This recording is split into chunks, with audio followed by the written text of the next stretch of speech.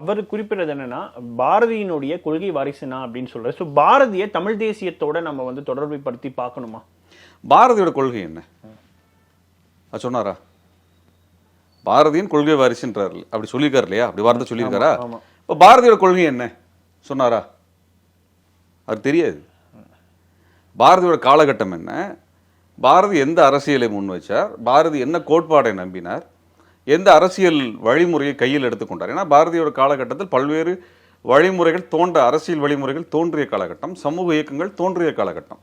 திராவிட இயக்க மகாஜன சபை, அயோத்திதாச பண்டிதர், ரெட்டமலை சீனிவாசன் அவர்கள் இவர்கள் எடுத்து பேசிய காலகட்டம் வந்திருக்கிறது.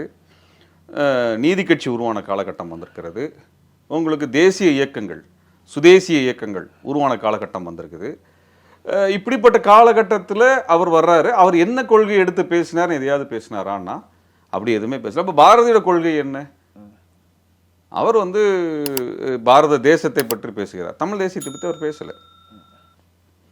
சரிங்களா? அப்போ தமிழ்நாடே பைந்தமிழ் நாடுன்னு பேசியிருக்காரு இல்லைங்க. அது ஒரு பாடலாசிரியராக பல விஷயங்களை நம்ம வந்து அந்தந்த பாடலினுடைய பொருளுக்கேற்ப பல விஷயங்கள் எடுத்துக்கணும். 2 வரி 3 வரி எடுத்துட்டு, இப்போ தந்தை பெரியார் தமிழை பற்றி சொன்னார், 2 வார்த்தையை மட்டும் வரியை மட்டும் எடுத்துட்டு பேசுவாங்க.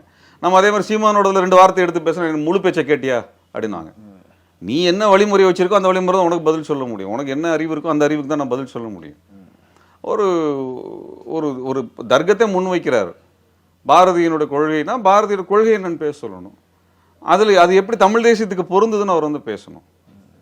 அப்படி எதுவுமே இல்லை.